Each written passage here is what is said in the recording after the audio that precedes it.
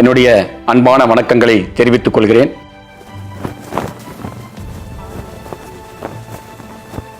தளி சட்டமன்ற தொகுதியில் தேன்கனிக்கோட்டை கெலமங்கலம் பகுதியில் விளைகின்ற காய்கறிகளை விற்பனை செய்வதற்கு ஓசூர் உழவர் சந்தைக்கு விவசாயிகள் கொண்டு செல்ல வேண்டியிருந்தது.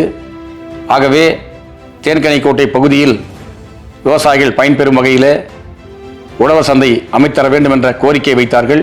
விவசாயிகள் கோரிக்கையை ஏற்று தேன்கனிக்கோட்டையில் விவசாயிகள் பயன்பெறும் வகையில் உழவர் சந்தையை அமைத்து கொடுத்திருக்கிறேன்.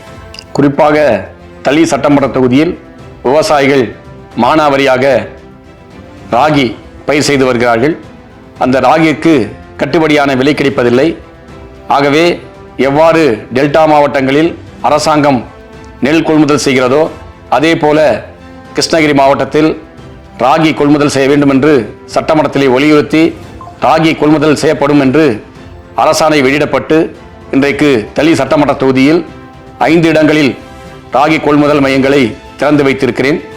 குறிப்பாக மதகாண்டப்பள்ளி, தளி, கெலமங்கலம், இருதுக்கோட்டை, மேலும் அஞ்செட்டி ஆகிய பகுதியில் ராகி கொள்முதல் மையம் அரசின் சார்பாக திறக்கப்பட்டிருப்பதால் விவசாயிகள் தங்கள் விளைகின்ற ராகியை வெளி மார்க்கெட்டில் ஒரு கிலோ 30 ரூபாயிலிருந்து 35 ரூபாய்க்கு விற்கிறார்கள்.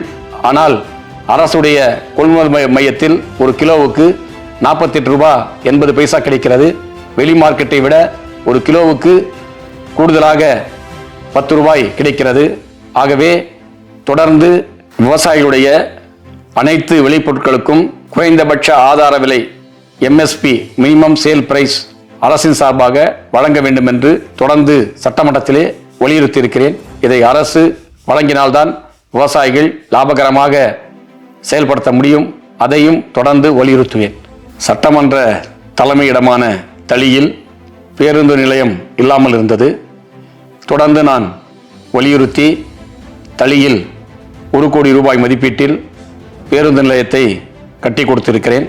தளி பெரிய ஏரி என்பது பஞ்சப்பள்ளி அணைக்கட்டின் முக்கிய நீர்வரத்தாக இருக்கிறது. கடந்த 2004ஆம் ஆண்டு பெய்த கனமழை காரணமாக தளி பெரிய ஏரி உடைப்பு ஏற்பட்ட காரணத்தால் விவசாயிகளுடைய வாழ்வாதாரம் கேள்விக்குறியாக மாறியது. அதைத் தொடர்ந்து சட்டமன்றத்திலே பேசி தளி ஏரி கரையை சரி செய்வதற்கு 6,25,00,000 ரூபாய் மதிப்பீட்டில் நிதி ஒதுக்கீடு செய்யப்பட்டு அந்த ஏரி கரை சரி செய்யப்பட்டிருக்கிறது. அதோடு மட்டுமில்லாமல் விவசாயிகள் பயன்பெறும் வகையில் இடது மற்றும் வலது கால்வாய்களை சீரமைக்கும் பணியும் செய்யப்பட்டிருக்கிறது. இதனால் தளி பகுதி விவசாயிகள் பெரிய அளவுக்கு பயன்பெற்றிருக்கிறார்கள் என்பதை தெரிவித்துக் கொள்கிறேன். தளி ஊராட்சி ஒன்றிய அலுவலகம் பழைய கட்டிடத்தில் செயல்பட்டு வந்தது. புதிய கட்டிடம் கட்டித்தருவதற்காக 3.5 கோடி நிதி ஒதுக்கீடு செய்யப்பட்டு சட்டமன்றத்திலே பேசி நம்முடைய மாண்புமிகு தமிழ்நாட்டுடைய முதலமைச்சர் மரியாதைக்குரிய தளபதி ஸ்டாலின் அவர்கள் அறிவித்து இன்றைக்கு அந்த கட்டிடம் கட்டப்பட்டு பொதுமக்கள் பயன்பாட்டிற்கு கொண்டு வரப்பட்டிருக்கிறது. தளி சட்டமன்ற தொகுதியில் கெலமங்கலம் பேரூராட்சி என்பது வளர்ந்து வருகின்ற ஒரு பேரூராட்சி. அந்த பேரூராட்சியில் பேருந்து நிலையம் இல்லாத காரணத்தினால் பேருந்துகள் சாலையிலே நிறுத்துவதால் அடிக்கடி போக்குவரத்து நெரிச்சல் ஏற்பட்டது. அந்த போக்குவரத்து நெரிச்சலை தவிர்க்கும் வகையில் கெலமங்கலத்தில் என்னுடைய டென்னூரில் தான் பேருந்து நிலையத்தை கொண்டு வந்தேன். அதோடு மட்டுமல்லாமல் பேரூராட்சி அலுவலகம் சொந்த கட்டிடம் இல்லாமல் இருந்தது. என்னுடைய சட்டமன்ற உறுப்பினர் தொகுதி நிதியிலிருந்து பேரூராட்சி கட்டிடம் கட்டித்தரப்பட்டது. மேலும் சார் பதிவாளர் அலுவலகம் சொந்த கட்டிடம் இல்லாமல் வாடகை கட்டிடத்தில் இயங்கி வந்தது. பொதுமக்கள் சார் பதிவாளர் அலுவலகத்துக்கு சொந்த கட்டிடம் கட்டித்தர வேண்டும் என்ற கோரிக்கை வைத்தார்கள். அவருடைய கோரிக்கையை ஏற்று சார் பதிவாளர் அலுவலகத்துக்கு சொந்த கட்டிடத்தை கட்டி கொடுத்திருக்கிறேன்.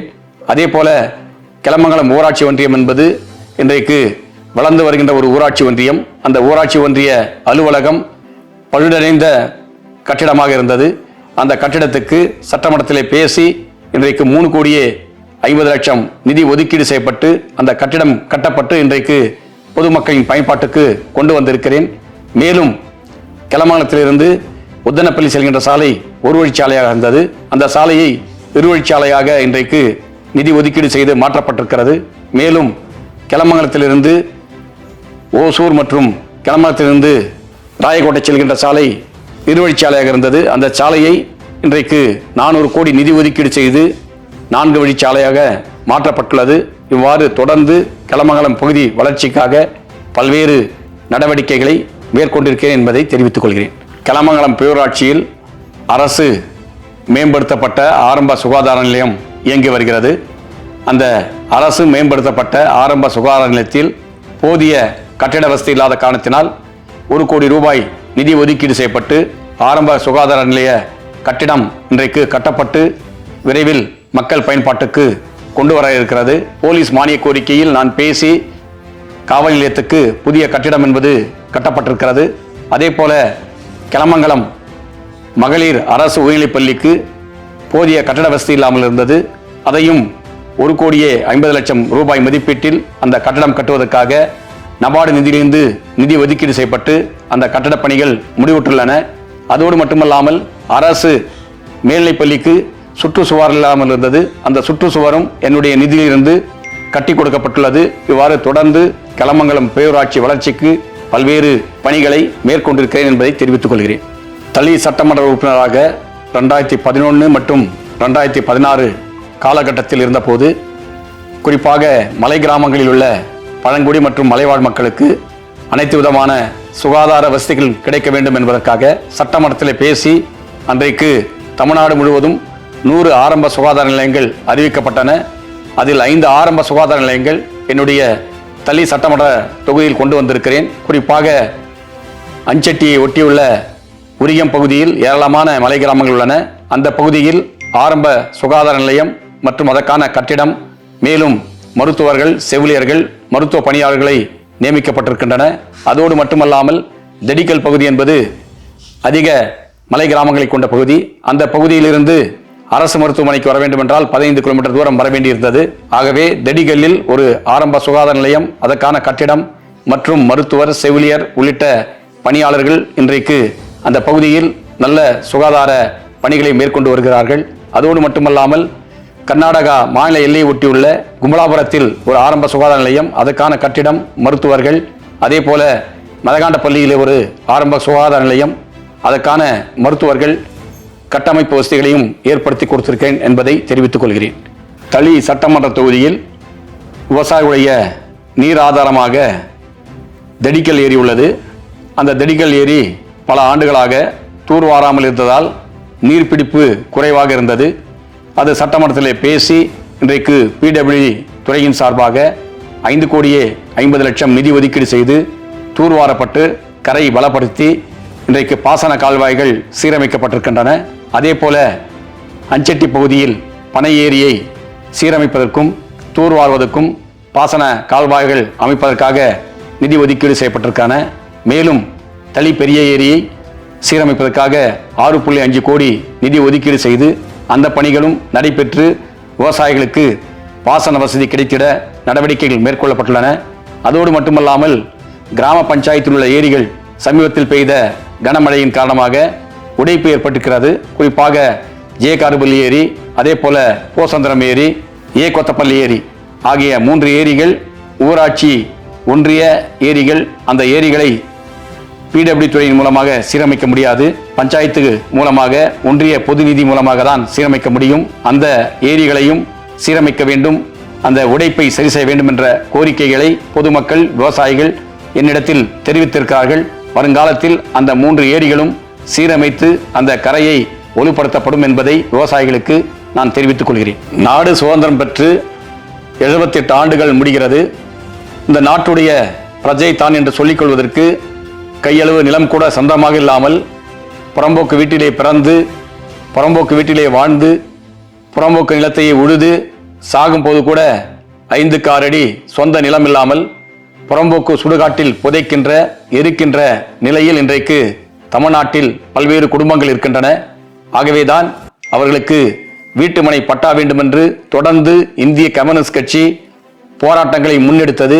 கிருஷ்ணகிரி மாவட்டத்திலும் தொடர்ந்து வீட்டுமனைக்கான போராட்டத்தை இந்திய கம்யூனிஸ்ட் கட்சி முன்னெடுத்தது. சட்டமன்றத்தில் 20-30 ஆண்டுகளுக்கு மேலாக குடியிருப்பவர்களுக்கு வீட்டுமனை பட்டா வழங்க வேண்டும் என்று குரல் எழுப்பினேன். மாண்புமிகு தமிழ்நாட்டுடைய முதலமைச்சர் அவர்கள் கூட 22 லட்சம் குடும்பங்களுக்கு வீட்டுமனை பட்டா வழங்கப்படும் என்று அறிவிக்கப்பட்டு இன்றைக்கு கிருஷ்ணகிரி மாவட்டத்தில் 86,000 குடும்பங்களுக்கு வீட்டுமனை பட்டா என்பது வழங்கப்பட்டிருக்கிறது. குறிப்பாக தேன்கனிக்கோட்டை மற்றும் அஞ்செட்டி பகுதியில் 10,000க்கும் மேற்பட்ட குடும்பங்களுக்கு அந்த வீட்டுமனை பட்டாவை போராடி இந்திய கம்யூனிஸ்ட் கட்சி பெற்றுக் கொடுத்திருக்கிறது. மீதமுள்ளவர்களுக்கும் வருங்காலத்தில் நிச்சயமாக அந்த வீட்டுமனை பட்டா பெற்றுத்தரப்படும் என்பதை உறுதியோடு பொதுமக்களுக்கு தெரிவித்துக் கொள்கிறேன்.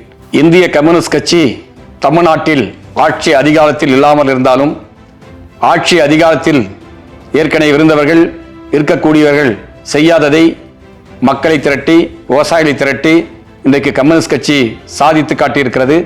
குறிப்பாக காலமாக தலைமுறையாக விவசாயிகள் சாகுபடி செய்து வந்த நிலங்களை வனத்துறையினர், வருவாய்த்துறையினர், காவல்துறையினர் வலுக்கட்டாயமாக அந்த விவசாய நிலங்களிலிருந்து அவர்களை வெளியேற்றும் போது இந்திய கம்யூனிஸ்ட் கட்சி முன்னின்று அந்த மக்களுக்கு இந்த மாவட்டம் முழுவதும் சுமார் 15,000 ஏக்கர் விவசாய நிலங்களை எடுத்து கொடுத்திருக்கிறது. குறிப்பாக தேன்கனிக்கோட்டை தாலுகாவில் கொப்பகரை ஊராட்சியில் 1,800 ஏக்கர் நிலங்களில் விவசாயிகள் சாகுபடி செய்து வந்தார்கள். அந்த விவசாயிகளுக்கு கையளவு கூட பட்டா நிலம் இல்லை. அந்த பகுதியில் எந்த தொழிற்சாலையும் இல்லை. அவருடைய பாட்டன் முப்பாட்டன் கட்டின வீடு இருக்கிறது, வெட்டிய கிணறு இருக்கிறது, வைத்த தென்னை மரம் 80 ஆண்டுகள் ஆகிறது, அவன் பாட்டன் முப்பாட்டன் சமாதி இருக்கிறது. அந்த இடத்தில் வனத்துறையினர் சென்று செடி வைத்து அவருடைய வாழ்வாதாரத்தை சீரழிக்கும் போது அவருடைய வாழ்வாதாரத்தை பாதுகாத்தது செங்கொடி கம்யூனிஸ்ட் கட்சியுடைய தலைவர்கள். அதே போல கிருஷ்ணகிரி ஒன்றியத்தில் சின்ன பூவத்தி, பெரிய பூவத்தி, கெட்டூர் பகுதியில் 1,800 ஏக்கர் பலப்பளவில் விவசாயிகள் வந்து சாகுபடி செய்து வந்தார்கள். அந்த நிலத்தையும் வனத்துறையினர் மான் செடிகளை வெட்டி அந்த விவசாயிகளை வெளியேற்றும் போது கம்யூனிஸ்ட் கட்சி போராடி அந்த 1,500 ஏக்கர் நிலங்களை அந்த விவசாயிகளுக்கு பகிர்ந்து கொடுத்தது. அதே போல சின்ன குத்தி, பெரிய குத்தி சூளகிரி பகுதியில் ஒரு 2,200 ஏக்கர் பரப்பளவில் விவசாயிகள் சாகுபடி செய்து வந்தார்கள். அந்த நிலங்களிலும் வனத்துறையினர் வெளியேற்றும் போது கம்யூனிஸ்ட் கட்சி போராடி அந்த 2,200 ஏக்கர் நிலங்களை அந்த விவசாயிகளுக்கு பகிர்ந்து கொடுத்தது. மேலும் தேன்கனிக்கோட்டை தாலுகாவில் ஏனிபண்டா, ஈரிசெட்டேரி, செப்புக்குட்டை பகுதியில் 1,500 ஏக்கர் பரப்பளவில் விவசாயிகள் காலகாலமாக சாகுபடி செய்த நிலங்களை வனத்துறையினர் வெளியேற்றும் போது இந்திய கம்யூனிஸ்ட் கட்சியும் இந்திய கம்யூனிஸ்ட் கட்சியுடைய மூத்த தலைவரான லகுமையாவும் முன்னின்று போராட்டம் நடத்தி அந்த விவசாயிகளுக்கு நிலத்தை பகிர்ந்து கொடுத்திருக்கிறது இந்திய கம்யூனிஸ்ட் கட்சி.